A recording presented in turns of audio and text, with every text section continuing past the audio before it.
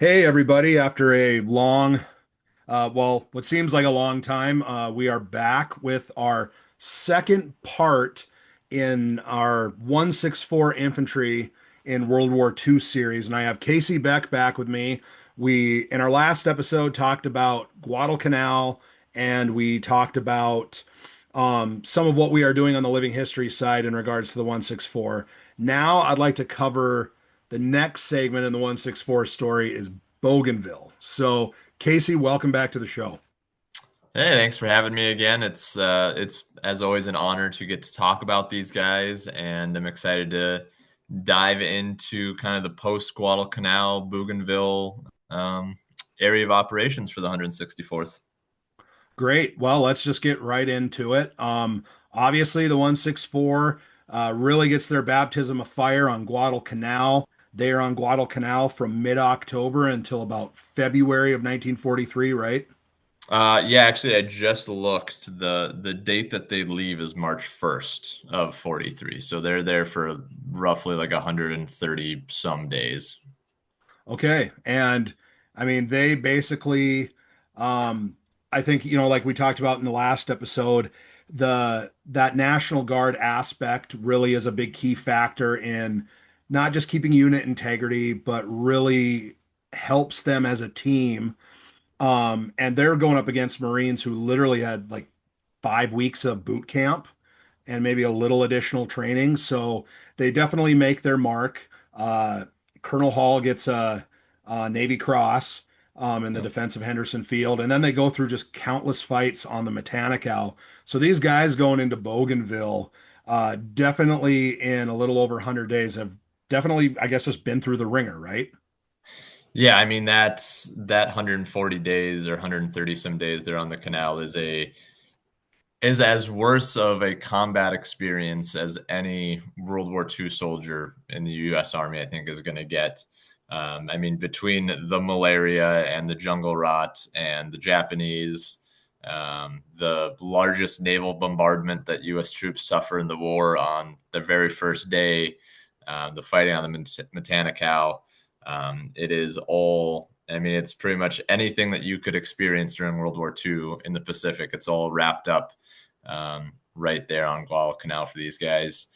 And yeah, when they leave, eventually they're going to head off to Fiji to kind of lick their wounds and really, I think a lot of these guys are thinking, what the hell do we do next? Because we just experienced, something that no human being had ever, especially no North Dakotan, had ever experienced ever before.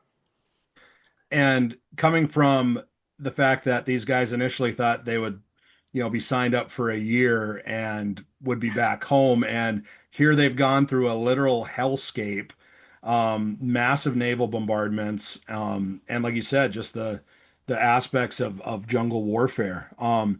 They don't get as privileged as the First Marine Division does. The First Marine Division gets to go to Australia and party it up, and then do some training and get ready to step off for Gloucester. But the 164 is pretty well depleted by the time they're hitting the ground in Fiji, are they not?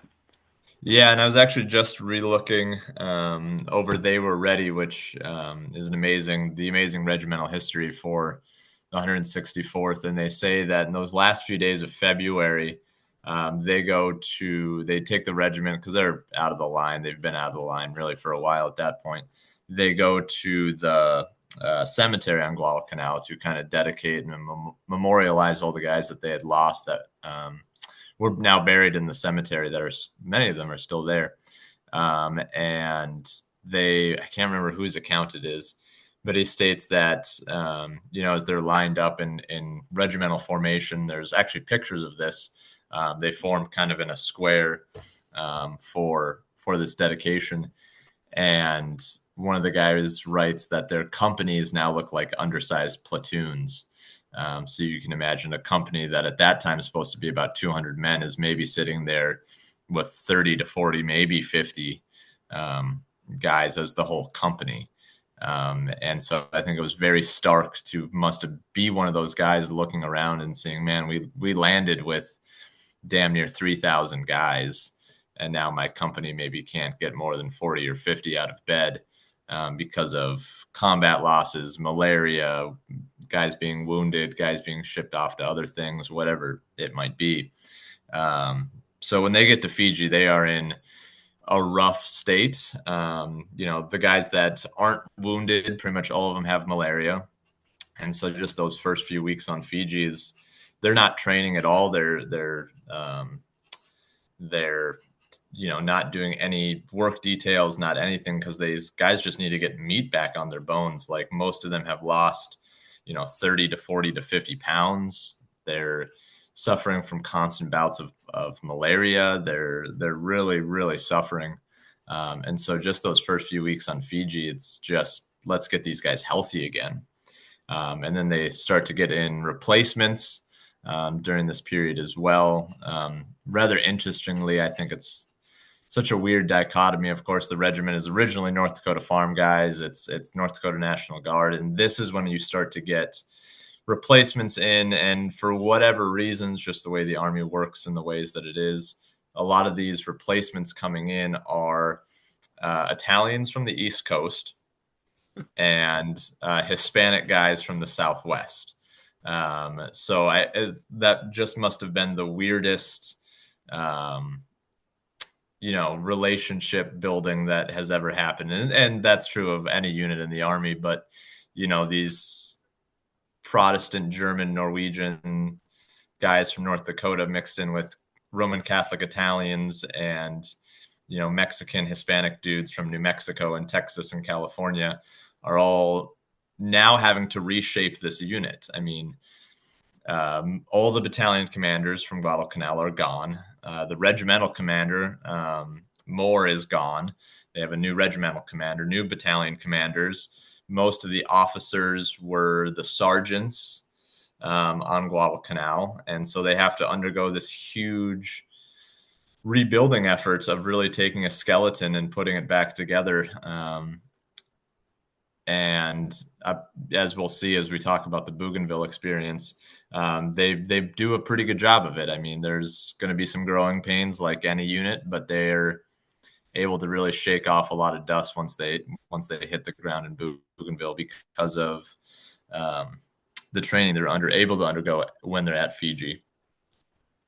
Just imagine going from names like Olson and Hansen to Rodriguez, Gonzalez, like Ramatelli, and God knows what else. I mean, and this is still in a time where, I mean, don't get me wrong, people got around, fairly well back then, but I mean, really going cross country, especially during the 30s, unless you were really working to some degree, um, which I believe, don't correct me if I'm wrong, like it was Walker or somebody else like went and worked out in Idaho for a while and stuff like that. Like they got a little bit of a melting pot experience, but I mean, these guys, on top of just like you said, they've been in combat, and then now they're having to lick their wounds, get back up to speed, and now we're getting all these replacements in. I mean, it's and the restructuring of the whole just upper echelon, your upper management, your mid management, basically. I mean, it's a massive undertaking, but it's nothing that is going to scare them by any degree. No, I mean it's the job that they signed up for, right? I mean, and on Fiji they start to talk about, they're moving away from that National Guard pre-World War II kind of training and ethos, and you're starting to get, I think, what we would consider your really typical World War II infantry company. So, I mean, we've all seen Band of Brothers. You're starting to get into that sort of training, that sort of mentality, that sort of work ethos and tactical training, and the find them, fix them, fight them, the 3 Fs that they're harping on with these guys, and yeah, just getting through Fiji, you also start to see a lot of these guys are offered other avenues in the Army, I should say. Like once they get to Fiji, there's word of forming some new unit, and they need experienced jungle fighters and something like a 1/5 of the regiment will try to volunteer for this unit. Not that many will get in, but a lot of those guys will get sent off and head into Burma with what would become Merrill's Marauders or Task Force Mars later on. And so they're also losing a lot of really experienced guys to that. And those Merrill's Marauders guys have their own incredibly interesting story of their own. Yes, they Um, do. a whole series could be done on them. But they're the 164th then is losing some of those really experienced guys. But the AmeriCal division now, because now they are actually all operating, on Fiji as a division once they all get off the island, and they're all back by June, or all back on Fiji by June of 43. They actually, start to train as a division. They hadn't really been doing that beforehand, doing some larger regiment on regiment stuff. And they start to become a division because on Guadalcanal, even though at different, right away, the 164th is the only Army infantry unit there at the time. They begin to really mesh together with the 182nd and the 132nd and start to form some working relationships that are really going to be key once they hit the ground on Bougainville. And these other two regiments that you just mentioned, they're also from across the country as well. I believe one regiment's from up in New England, and really another element that helps them in their training besides just combat vets and stuff like that. It's also, once again, it's island natives. Fijians are helping them. Yeah, so the 182nd is from Massachusetts. It's Massachusetts National Guard. The 132nd is Illinois National Guard. So still some Midwest kind of approach in there. But yeah, the Fiji Scouts are going to help them do a lot of the training that they need to do on Fiji. And a lot of these guys, and Charles Walker in his book, Combat Officer, talks a lot about this, that there are really good relationships between the North Dakotans, the 164th guys, and the Samoans, the Fijians, that once they get to Bougainville is going to pay dividends because it's not just the Americans who are fighting on Bougainville. It's also the Fijians, the Samoans, and eventually the Australians as well, who will be fighting alongside the 164th. So just going into the Bougainville campaign here, kind of just to set the stage. So the U.S. obviously wins on Guadalcanal. They secure the island. They secure that airfield, and that is really the massive stepping stone offensively that we really need to kind of start this island hopping campaign in the Pacific. We're making gains in New Guinea at the same time too. The British are fighting in Burma. And you said, units, composite units like Merrill's Marauders are also doing that same thing. We've won the Battle of Midway the year before, which has obviously really put a dent in the Japanese carrier task forces.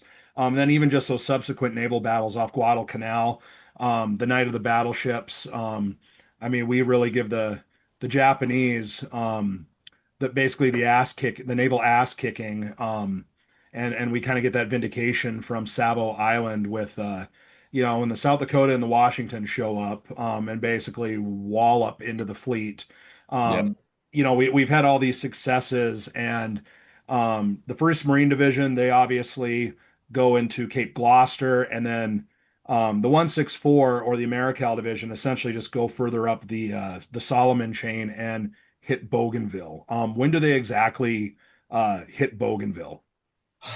So Operation Cherry Blossom, which is what the Bougainville campaign is, actually begins in early November of 43, and that's when you're going to see Marines landing on Bougainville, specifically some of the Marine Raider battalions, and they're going to start really in a very, very similar kind of game plan to what we did with Guadalcanal. There's an airfield on Bougainville right around Empress Augusta Bay, And so the Marines go in, secure the airfield, secure kind of the wider perimeter. There's some hard fighting in mid to late November on Bougainville. In fact, North Dakota's only Medal of Honor in World War II. Henry Gerke who's with the Marine Raiders. He'll get his Medal of Honor jumping on a grenade to help his buddies survive an attack. That occurs on Bougainville during that kind of phase. And so the Marines, like at Guadalcanal, had secured an airfield, had built around a perimeter, but needed reinforcement. And so they call in the Americal. The Americal comes in alongside the 37th Infantry Division that gets there a little bit before them. And the Americal will, at least the 164th, will land first.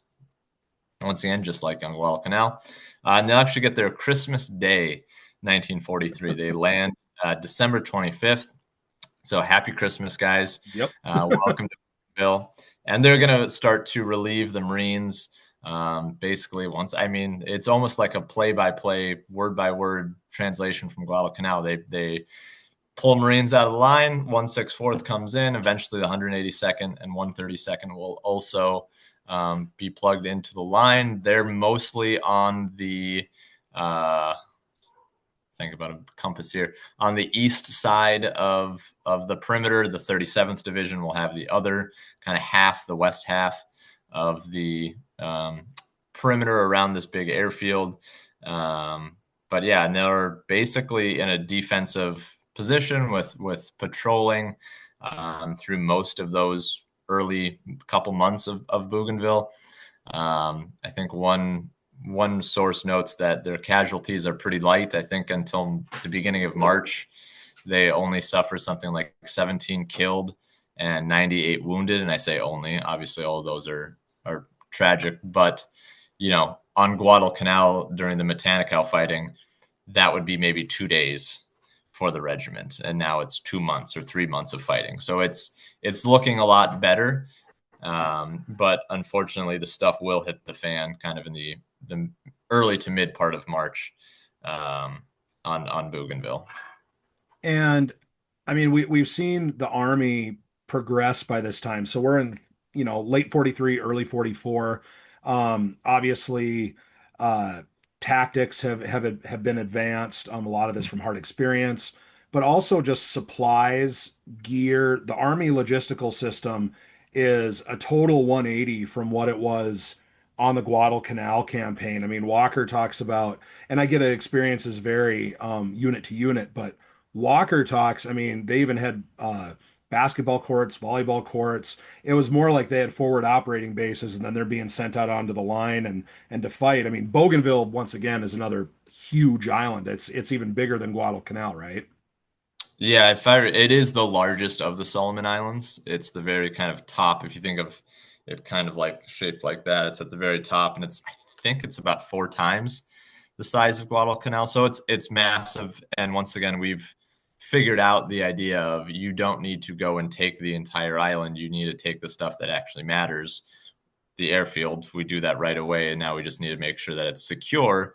But yeah, I mean, I think of Bougainville almost, it's like this Vietnam type thing where if you're 2 miles back from the forward line, the fob, so to speak, yeah, there's volleyball courts and ice cream and USO shows at the airfield. Like, it's this very big dichotomy. I mean, they talk about paved, their bivouacs that they have behind the line. There's paved streets and street signs, and they have gardens. Charles Walker talks about growing tomatoes in front of his hooch. Like, it's a very, very different type of scenario than Guadalcanal. But yeah, so they start to send out patrols and everything, and figuring out, they know there's a large Japanese force somewhere on the island that they're trying to figure out where it is. And somewhat ironically, it's a lot of the same guys from Guadalcanal that they're facing down. It's the 17th Army, which 17th Army is who they clashed with at Guadalcanal. Hayokatake is the major general in charge of the Japanese. He's the guy that's in charge of most of the September and October fighting for the Japanese on Guadalcanal. Like it's kind of a rematch for the Americal with these guys, and Hayataki, just like the Henderson Field fight, wants to send one giant push, one punch through that line, and try to get into that airfield to try to break down what the Americans have built up, just like they did at Guadalcanal. I'm probably going to say this a million times, but this early section of Bougainville is just, it's like a copy and paste from Guadalcanal. It's so odd. Yeah. We also see just where all this experience, even with replacements and everything, where and Walker paints it so well in his book with Bougainville. We see a lot more coordination with air assets, Yep. coordinating with artillery, and 100%. I mean Walker basically it almost makes it seem like he's writing the book on fighting like the Japanese are. I mean, they literally, from fighters like you said that had been on Guadalcanal before. Some of these same guys were in a lot of these campaigns going through Singapore and sweeping across the Pacific. And really, it's kind of that aspect of the hunter has now become the hunted. Yep. Yeah, 100%. And on eventually on March 8th, about, it's very clear that something big is about to kick off. Somehow, the Japanese are able to bring in a lot of artillery through Bougainville, which they were like hand pulling, 105 millimeter guns through the jungle and the mountains of Bougainville, because Bougainville is much more mountainous than Guadalcanal. I mean, there's an active volcano on Yep. the island. It's much more mountainous and treacherous terrain wise. But somehow they're able to pull in a few batteries of 105s and they start shelling the line. So it's very, very clear that something is about to kick off. And Charles Walker actually talks about it at night, because of all the hills and stuff. You can see the flashes of the guns going off. And then, of course, the report and it crashing down in on them. But on March 10th, really will be what some historians have called the last major Japanese offensive against the Americans during the whole war. Oh man, Japanese names. Hayakataki will punch pretty much right in the middle of the Americal division lines on March 10th. He won't hit the 164th lines as hard. He's really hitting the 182nd, the 132nd. And the biggest thing that he's trying to take is Hill 260, which is a massive hill in the middle of the Americal lines. It was called the Observation Hill. There's a massive banyan tree, and there's pictures of it. You can go find it online. A massive banyan tree on top of an already massive hill that was being used as an observation point. And so the Japanese actually do overrun the hill. And the 132nd, 182nd, and the 164th are then in this kind of grudge match for the next 7 days to try to flush the Japanese out of the hill position. And really, the 164th is not involved in the retaking of the hill as much. It's really the 132nd and 182nd show. But Company G, which was the far left unit for the 164th, and the new flamethrower platoon for the regiment, because now after Guadalcanal, now every regiment has a flamethrower platoon. They're going to get sent in, and the flamethrower platoon gets their first taste of combat. Against Japanese and entrenched positions with flamethrowers. And I think we've all seen footage of flamethrowers used in the Pacific. It's a terrifying weapon. But they're going to take some hard casualties. The flamethrower platoon, only half of them are going to walk away from the attacks, the counterattacks on Hill 260. But eventually, after about a week, they are able to push the Japanese off of Hill 260. The 164th is a little beaten up from it, but the 132nd and especially the 182nd are pretty beaten up from those attacks. They're pretty rough. And just like at Henderson Field, then the Japanese have to try to meld back into the jungle. And unlike Henderson Field, the Americal is going to be incredibly aggressive with their patrolling after this attack. And throughout March, they're sending company, battalion, some smaller sized patrols out to find these guys, nail them down, find the remnants of them, and wipe them out. And they're going further and further and further into the jungle to do that. Isn't this on Bougainville where we get the it's the story of the general on the horse, and it's Yes, yeah, the white horse, which if nobody's ever heard of this story, you got to hear this story because it's just it's one of these things of like you can't make this shit up. yeah, and it's the first time you hear it, you're like, oh, this is probably apocryphal. But then I've now seen it in like 2 or 3 accounts, I think, including in one of the S1 or S2 reports even mentions it. But yeah, I think it's the lead up to the attack on March 10th, 1944, a patrol.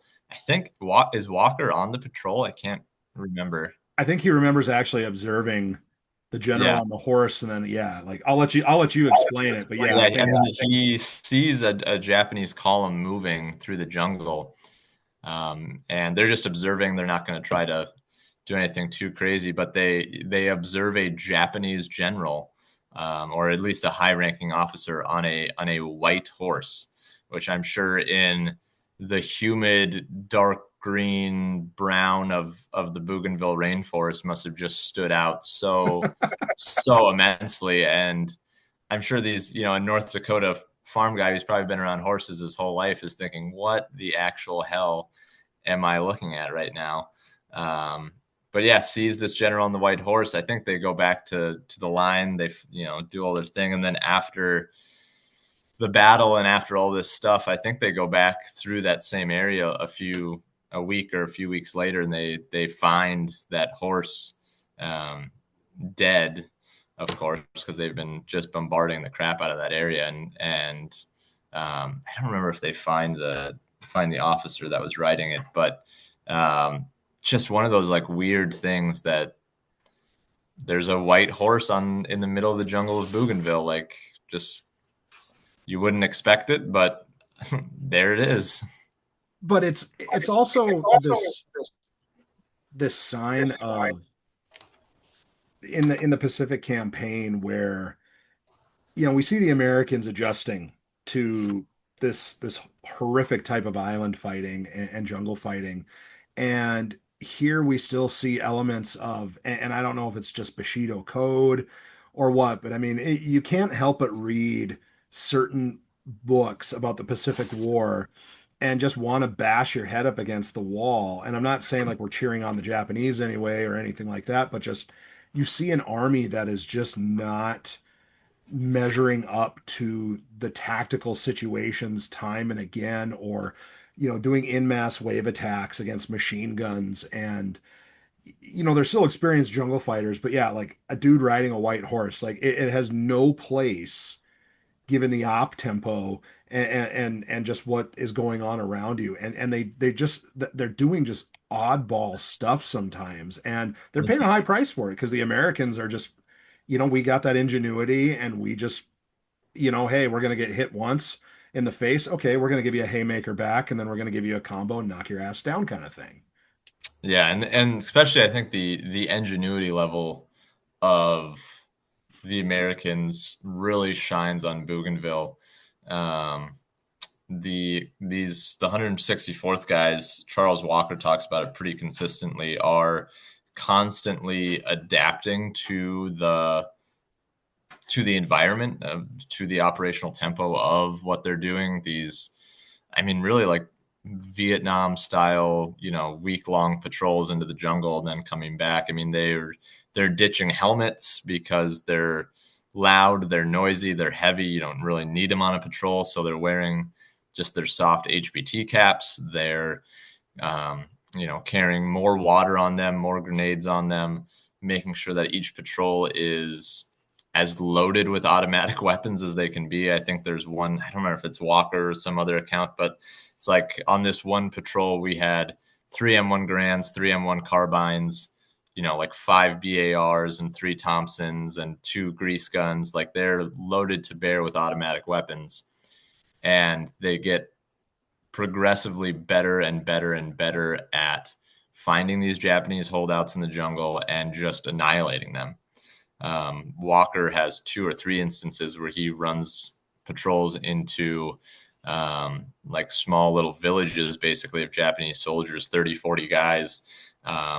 And the 164th Patrol may be outnumbered or about the same size as what they run into. And time again, especially once they get into June, July, August, September, they're wiping out whole Japanese, strongholds without casualties, and are getting quite good of it. I think Walker notes in his diary, like he says, we are getting progressively better at our killing spree or something like that, because they're just wiping the floor with these Japanese who are, for all intents and purposes, stranded in the jungle, starving, probably, still ready to fight and to die for, the emperor and all this stuff. But I actually think by, I want to say, July, and they're going to be on the island for another 6 months.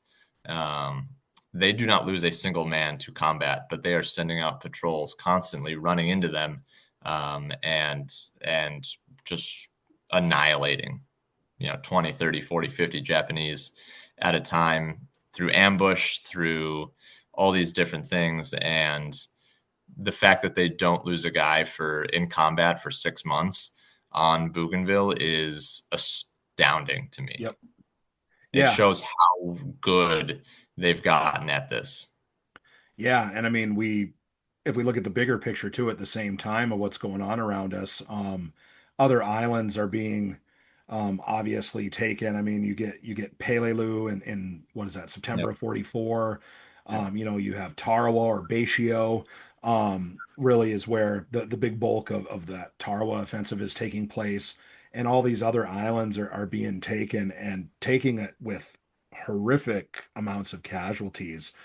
So yeah, I think you're absolutely right that 6 months without a casualty, I mean, that's massive, very massive. And then even it's harder and harder to get supplies out of Rabaul. Rabaul is kind of that pinnacle at the top of the chain there that the Japanese have basically been holed up, but they're essentially cut off, almost, and like put into a salient where they're just kind of rendered combat ineffective. So the supply situation just gets dire and dire and dire, as we Mm-hmm. get further into 1944 for the Japanese. Yeah, and it's the exact opposite for the Americans. I mean, these guys are getting, cases of beer on Bougainville when they get back. One account talks about when they come off patrols, the intelligence officers are there. They give them a shot of brandy and be like, "Hey, how was the patrol? What did you see?" I mean, basketball, USO shows, volleyball, Bougainville shows, I think, by that time, man, the war machine is in full swing. The dragon has been awakened, and now there's absolutely nothing that is going to stop us.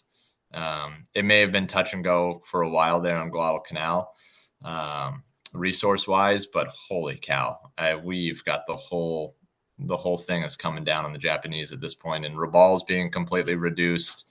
We're, like you said, we're going to have some tough fights. Tarawa, Peleliu, there's some tough fighting that's going to happen in Burma in 44. But it's not looking good, and the noose is slowly going around the Japanese. It's still going to take a lot of American lives, unfortunately, but the end game is starting to come into view a little bit. And on Bougainville, what's kind of the insane thing, Bougainville will continue to be an active zone until the last days of the war. There's still Japanese holdouts and still some tough fighting done mostly by the Australians. The Australians kind of pick up the slack after the Americans leave. And for whatever reasons, the Australians will go on major offensives and lose a lot of guys on Bougainville when it's really not necessary.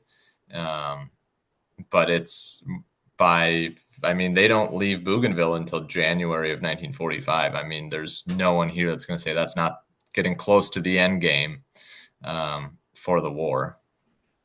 Yeah. And one thing here as we're kind of wrapping up a little bit of this thing on Bougainville, and I want to talk a little bit, I kind of in this series want to end a little bit of what we are planning on doing here next year for an event and stuff like that, just to remind people. But in North Dakota, I mean, we're very privileged in the fact that you had access to a lot of these records and have spent a lot of time um, researching a lot of this, as much as like Terry Shoptaw and other individuals have as well. Just briefly, just for listeners and viewers, explain a little bit about the Chester Fritz Library and just this great amount of information that is really available to the public for anybody.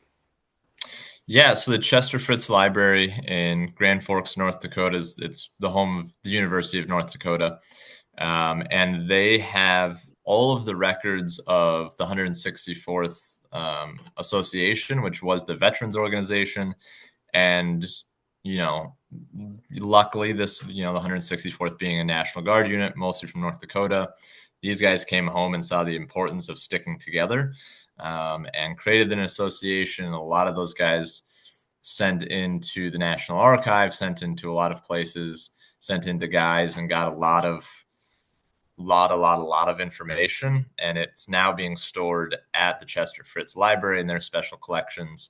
But it's everything from diaries to S1 reports, S2 reports, commendation reports. I mean, maps, everything. Some even artifacts. They have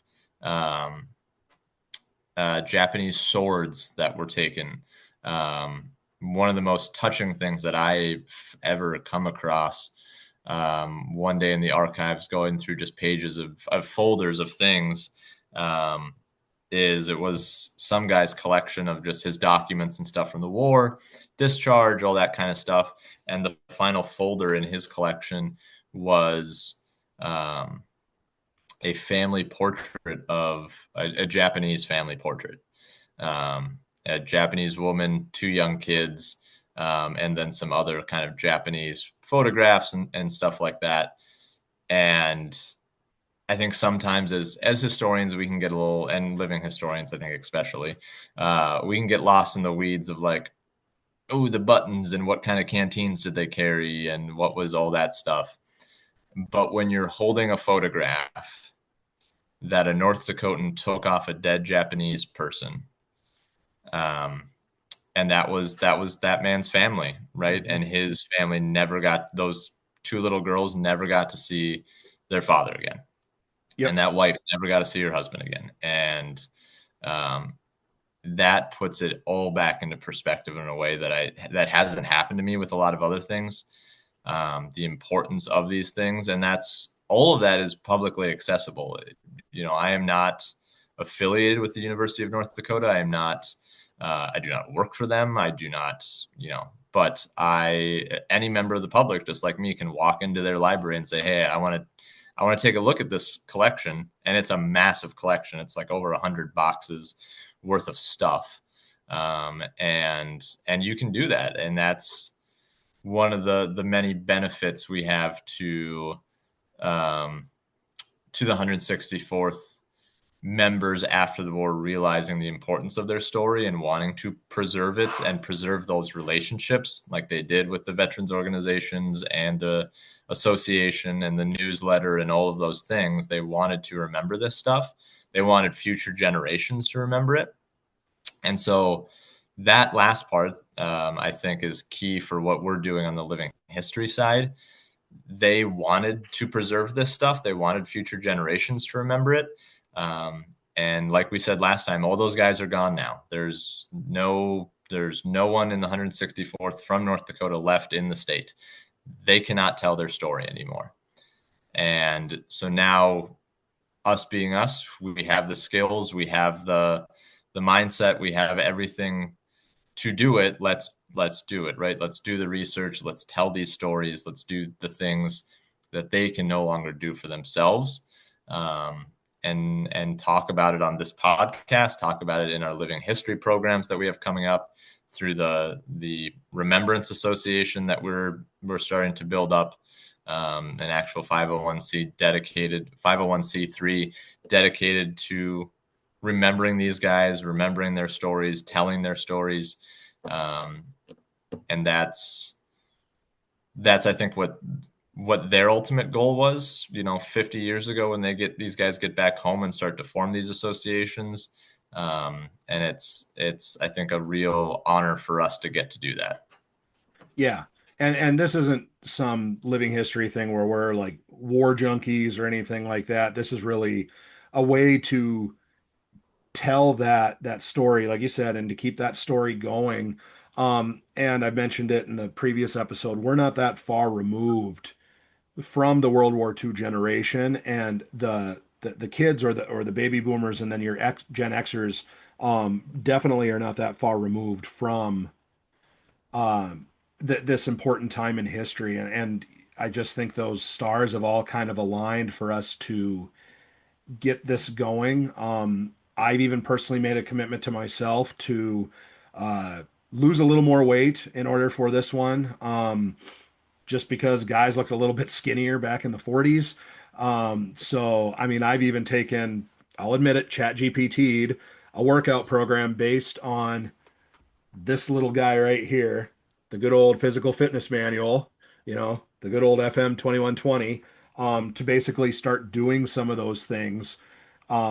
Big help to like get dudes like World War Wisdom that put this stuff out, whether it's marksmanship training or physical fitness, to really try to do the best that we can moving forward with this. And as soon as we get everything set up, I know you've done a lot of the paperwork side, and myself and others are very grateful that you have taken that on. But once we get a website going and we get a social media page and all that, we will definitely get this stuff up for people so they can kind of start getting curious into some of this. And I think it's a good thing not to take away from a lot of the things that people do with the European campaign.